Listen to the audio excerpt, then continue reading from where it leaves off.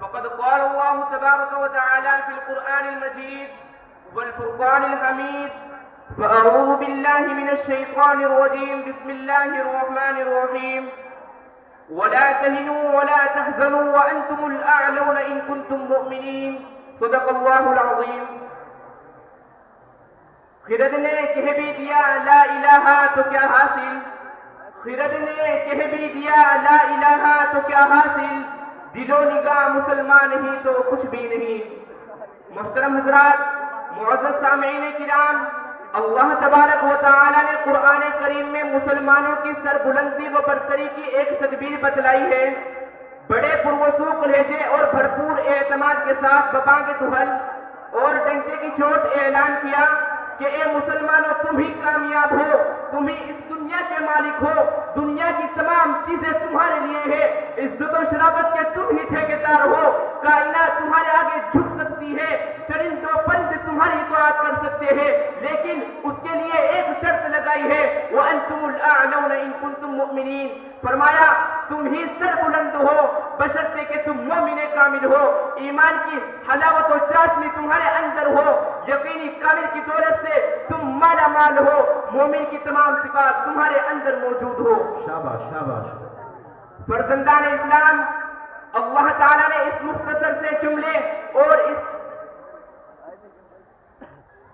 فرزندان اسلام، اللہ تعالیٰ نے اس مختصر سے جملے اور اس چھوٹی سی آیت میں حقیقت کا انکشاف کیا ہے، آنکھیں کھول دی ہے، صاف طریقے سے فرما دیا کہ تمہیں گھبرانے کی ضرورت نہیں ہے، کوئی خوف محسوس نہ کرو، دنیا کی کوئی چیز تمہارا کچھ نہیں بگاڑ سکتی، شیر تم سے ڈر سکتے ہیں، چیتے تم سے کپ کپا سکتے ہیں، دنیا کی بڑی سے بڑی چیز تمہاری غلام بن سکتی ہے، لیکن شرط لگا دی اگر ایمان و یقین کی باد بہاری ہے تمہارے قلوب میں گلشن پیدا کر دیا ہو، ایمانی صفات اور تین خصوصیات کے تم حامل ہو. لیکن دوستو، آج کا انسان تو یہ چاہتا ہے کہ دنیا اس کے آگے جھک جائے، جس چیز کو وہ چھوئے تو وہ سونا بن جائے، 10 کے مقابلے میں اکیلا کافی رہے، اس کی عزت و شرافت کو دنیا سلام کرے، ہر تمنا اس کی پوری، ہر خواہش اس کا بڑھ کر استقبال کرے، لیکن وہ بھول جاتا ہے اس کو یہ شرافت و عظمت اسی وقت حاصل ہو سکتا ہے جبکہ وہ خدا کی غلامی کرے،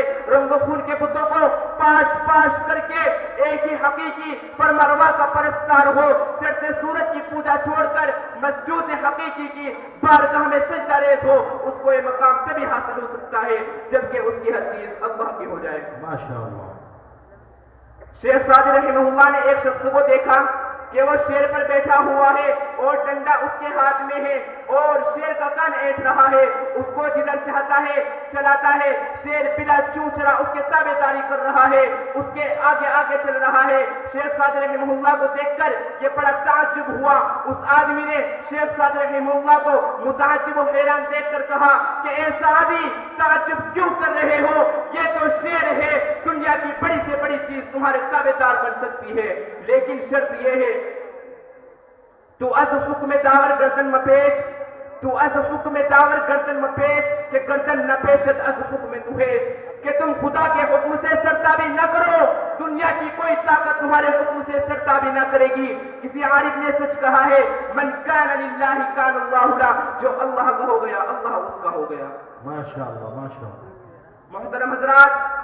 آج مسلمان کی حالت یہ ہو گئی ہے کہ وہ ایمان سے کوسوں دور، حقیقی معرفت کا اس کے پاس کوئی نام و نشان نہیں ہے، نہ اس کا کوئی مقام ہے، نہ منصب و ٹھکانہ. کل جو تمام دنیا پر حکومت کرتا تھا آج وہ غلام بنا ہوا ہے، کل جو سمندروں میں گھوڑے ڈالتا تھا آج وہ خود پانی سے ڈرتا ہے، کل جو ہوا کے تھپیڑے ہوا کے رخ کو موڑ دیتا تھا آج ہوا کے تھپیڑے اس کے رخ کو جھلسا دیتے ہیں، کل جو آگ سے صحیح و سلامت نکل جایا کرتا تھا آج اس کی حالت یہ ہو گئی ہے کہ ایک ہی چنگاری اس کے پورے وجود کو خاکستر کر دیتی ہے. کل جو حاکم تھا آج محکوم ہے، کل جو آقا تھا آج غلام ہے. حقیقت یہ ہے کہ فلاقت و نکبت نے اسے گھیر لیا ہے، پریشانی و زبوحانی اس کی قسمت بن گئی ہے، اس کا ایمان شعلہ سرد پڑ چکا ہے. مولانا خالد رحمت اللہ علیہ نے درد بھرے انداز میں اس کا رونا رویا ہے.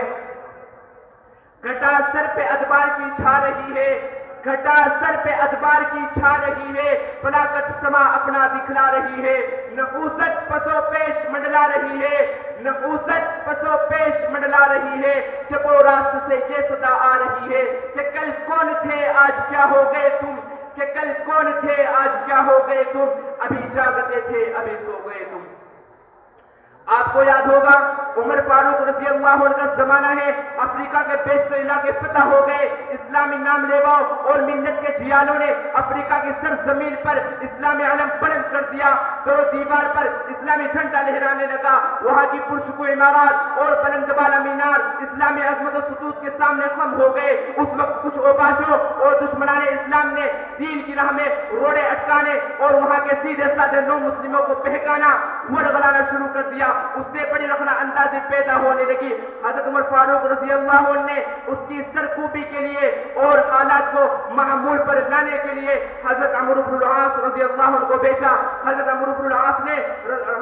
العاص رضی اللہ عنہ نے وہاں پہنچ کر حالات کا جائزہ لیا، تو یہ ہوا کہ یہاں ایک اسلامی چھاؤنی بنائی جائے۔ کسی نے کہا کہ چوکی شہر کے کسی کونے پر بنائی جائے، کسی نے کہا کہ چوکی بیچ چوراہے پر بنائی جائے، کسی نے کہا کہ یہ محل ذرا اس کے لیے موزوں جگہ ہے، لیکن اسلامی لشکر کے سردار نے کہا کہ نہیں، چوکی افریقہ کے جنگل میں بنے گی۔ افریقہ کے لوگوں نے کہا کہ یہ لوگ بالکل بے وقوف معلوم ہوتے ہیں، افریقہ کا جنگل تو وہ ہے جہاں دن ہی میں آدمی جاتے ہوئے ڈرتے ہیں، کوئی اگر وہاں پہنچ جاتا ہے تو واپس نہیں آ سکتا، وہاں بڑے بڑے اشد ہیں، دہاڑتے ہوئے شیر، ڈکارتے ہوئے چیتے اور قسم قسم کے موذی جانور رہتے ہیں، بھلا وہاں چوکی کس طرح بنائی جائے گی؟ لوگوں نے منع کیا، لیکن یہ فیصلہ بالکل اٹل تھا کہ نہیں، چوکی جنگل ہی میں بنے گی۔ اپنی جماعت کو لے کر مسلمان افریقہ کے جنگل کی طرف روانہ ہو گئے۔ افریقہ کے کچھ گنڈے اور کچھ اوباش قسم کے لوگ ساتھ ہو گئے کہ یہ دیکھنے کہ دیکھے آج اس بدو کے ساتھ کیا معاملہ ہوتا ہے۔